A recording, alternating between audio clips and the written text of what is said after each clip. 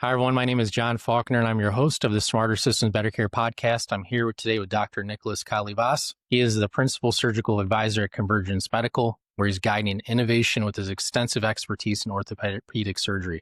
Thank you for joining us on the podcast today. Thank you, John. Thank you for the invitation. Yeah. And just get us started, just tell us a bit about your background and kind of tell us what you're up to today. Sure. I'm an orthopedic surgeon.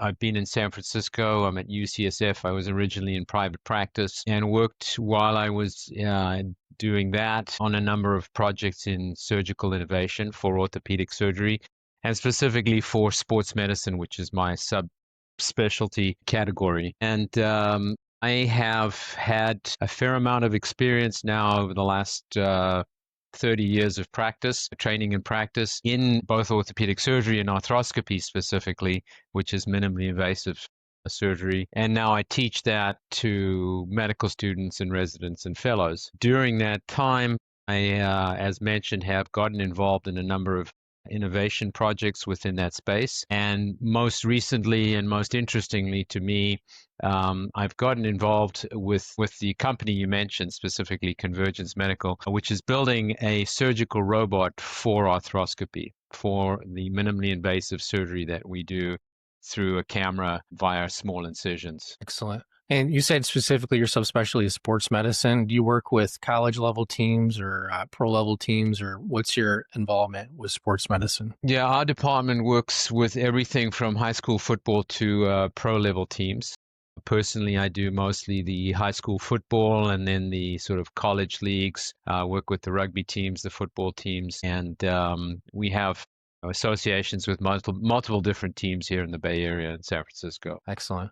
And are there specific injuries you seem to see like again and again through your practice or when you're working with high school football teams? Any kind of advice you can give high school athletes if they're watching? Sure. We are the sports medicine field is really focused, or at least largely what we do is going to be shoulder and knee injuries. We also see hip and foot and ankle and hand, obviously, but the majority of what we see is knee and shoulder injuries. And there we're talking about the common things, which are ACL injuries, meniscus injuries, and then in the shoulder, things like shoulder dislocations. And then in the older athletes, remember, we're not just dealing with high schools. We've got weekend warriors. We've got, a huge demographic of people who are, who are considerably older, but very active and want to remain active. And so we see rotator cuff tears in those people.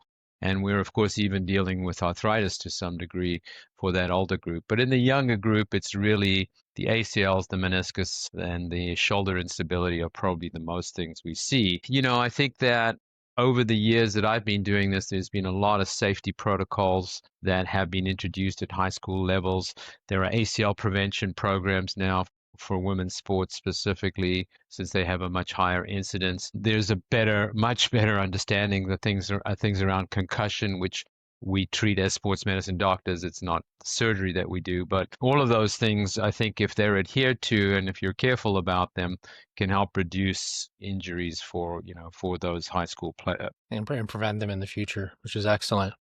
Yeah, I think preventative is very important. Yeah. And what is kind of like the core focus of Convergence Medical? You kind of mentioned a little bit about it, getting in procedures. You mind kind of expanding upon that a bit more? Absolutely. So, arthroscopy came about in the 80s, and it essentially was the way to introduce a small camera through a little incision into a joint, and it started with knee joints. And that is what arthroscopy, the word, describes. It's basically scoping a joint. And through that technology, once it was perfected, we were then able to look and see and find the pathology, and then using other small little incisions. So all of this previously was done by making a very large incision, widely opening the knee, and then looking at it and saying, hey, look, this is what I can see. This is what I'm going to fix. And it was all done very manually. Now, with the introduction of arthroscopy, you go through a small incision, and then through other small incisions, you're going to use purpose-designed instruments to get the things done that you usually did through an open incision.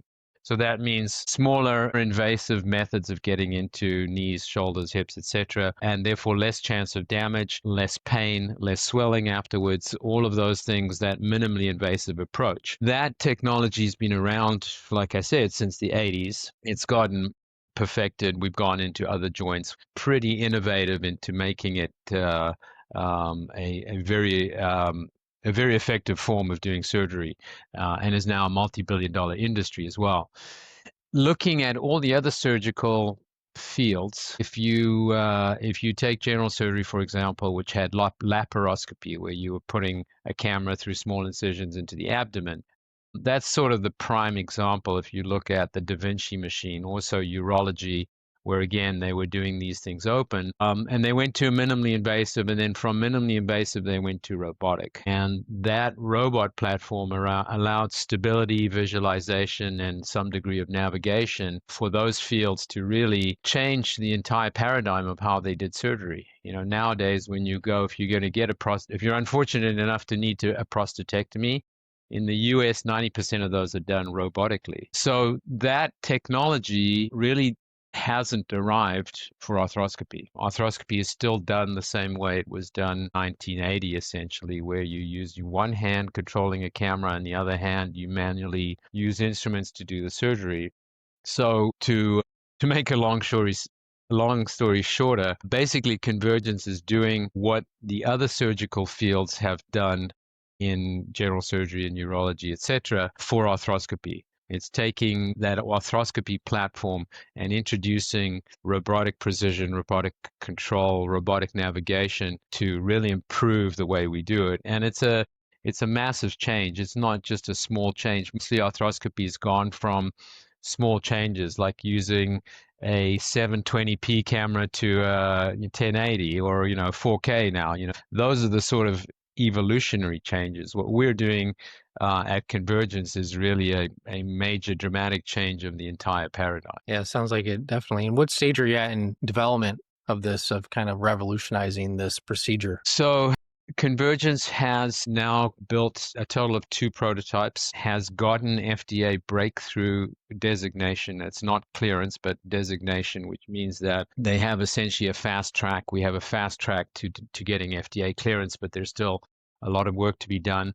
And we have moved forward now to the third, which will be the preclinical and ultimately the clinical robot. In other words, the robot that we will use for the final FDA clearance. So that's where we are in the process. We're currently right in the middle of manufacturing the subcomponents and assembling them and hoping to have a third prototype that we can start using now for preclinical testing by the end of the year or the first quarter of next year. Are you finding that you're generating a lot of interest from talking to different surgeons about this, about what you're working on, or what kind of feedback are you getting, just out of curiosity? Yeah, I mean, absolutely. I think that most surgeons see what's going on in other fields with robotics, and there's excitement around that. We have many surgeons in the sort of younger age group who I think have trained with other sort of colleagues that have done a lot of robotics and feel like it's the future. And so when there is a company or an entity that is coming out with something that is going to be relevant to their field, they have a natural level of interest. And so we've been able to get now a good number of surgeons in our KOL group, in our scientific advisory board, who have really been very instrumental in helping guide some of the engineering design and decisions on how the robot should look and what it really functions should be. And when you're working today as an advisor, where do you spend most of your energy kind of driving growth, moving things forward? So, in my role, I'm interfacing with the engineers, but my role is not an engineering role. It's really a surgical adoption role.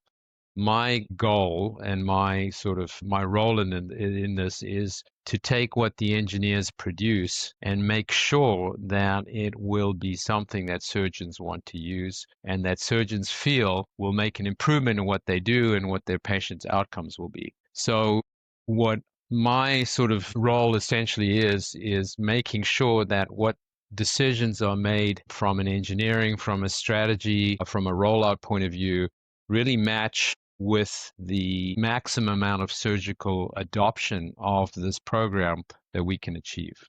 So if we could produce a brilliant product, but if surgeons are not interested, what's the point?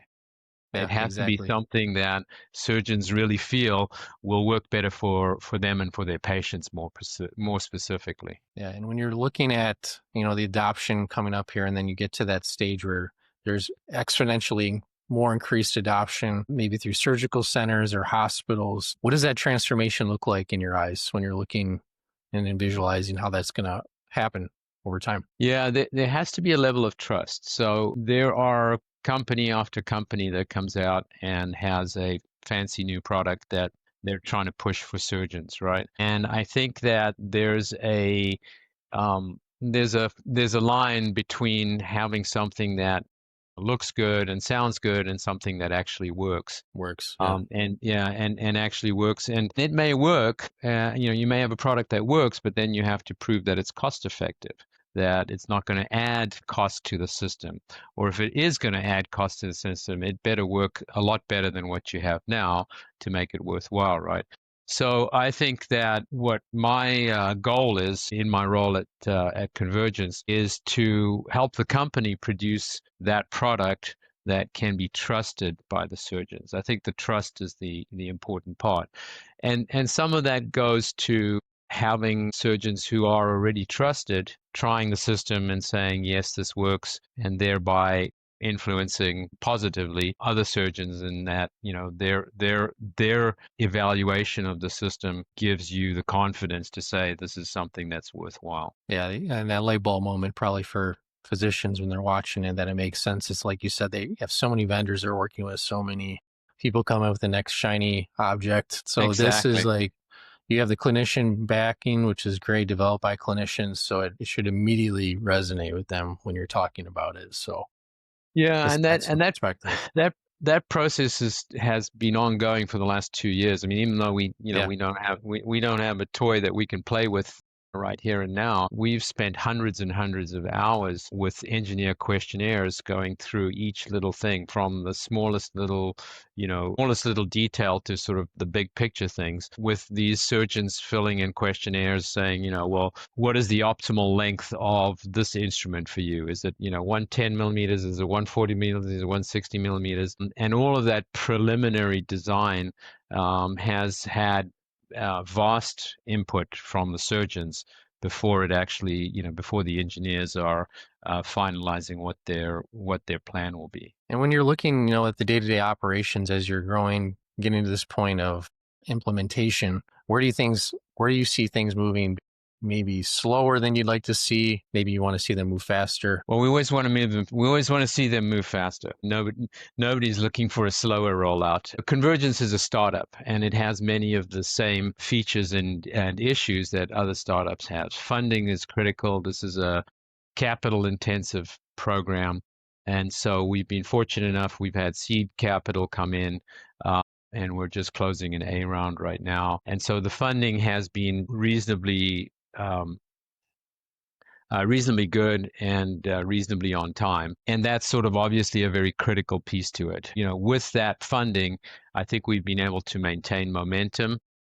There are lots of choke points, right? Manufacturing, design changes. Every time you think, okay, this is the final sort of version, or wait a second, we've thought of something a little bit better. So those changes have to be taken into account, and they have to sort of be accommodated or absorbed as you go along. It's hard from my point of view. It's harder to get physicians interested until they like to play with their toys, surgeons in particular. And so until we have an actual prototype, I think a lot of what we're talking about is somewhat theoretical. And even though that can generate excitement, and we've seen now a number of peer-reviewed papers coming out about this topic, there are some other companies, sort of working on, definitely not the same as we're doing, but that are working on, sort of aspects of what we're doing. And there's a sense that there's just an inevitability that this will come out at some point in time, and that we feel that obviously we're ahead of the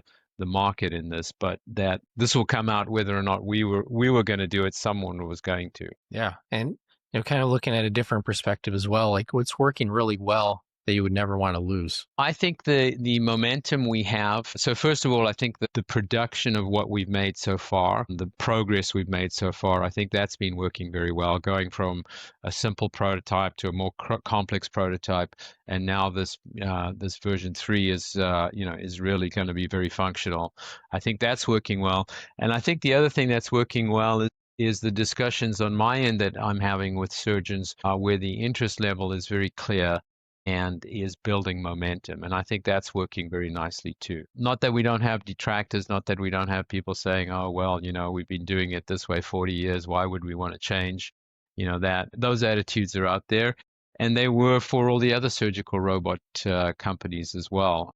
But, if you look at their example, that's all changed dramatically. And when you're looking, once you finally get to like the level, maybe even before that, what are some of your goals in the next, let's just say 6 months? Like, where do you want to be for right now? Yeah, so I think there are some, that's a multi-page list that if you're asking it for it, but let's, Yeah, getting the top ones out there. First will be to complete the version 3 prototype, closing the A round, and then likely moving on to a B round will be another. I think that FDA clearance is really sort of the main priority from a inflection point for the company. And so we are, in discussions with the FDA frequently, and we are focused on that being the next step after the version 3 is completed, and we can do verification studies, et cetera, all with the concept that ultimately this will be FDA cleared, and then we can go into a clinical stance. excellent. And a lot of exciting things are on the table, it sounds like. And, as we're at the end of the podcast here, where can people find you, connect with you, and learn more? So we have a presence on social media, on LinkedIn and in Facebook. The company is easily findable on Google if you just search for Convergence Ortho, Convergence Medical, and all of those details are easy to find. I'm happy to give you the full list if you want for your readers and viewers. Well, thank you so much for your time. It was a wonderful discussion, and excited to keep this momentum going with the podcast. So thank you for your time. Great to talk to you, John. Thank you very much. Take You care of as well. yourself. Bye-bye.